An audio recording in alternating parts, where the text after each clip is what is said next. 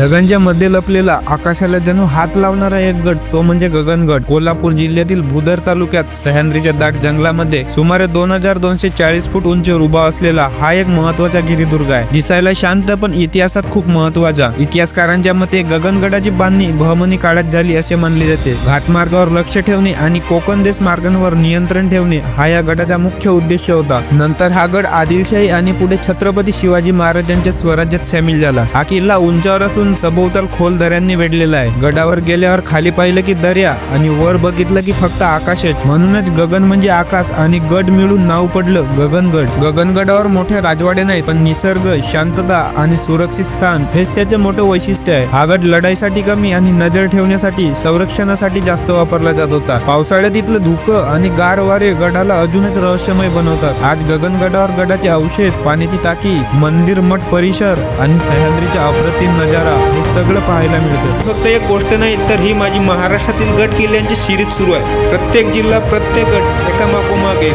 खरी माहिती एकदम सोप्या भाषेत. या सिरीज मध्ये सहभागी होण्यासाठी आपल्या पेजला फॉलो आणि सबस्क्राईब करा.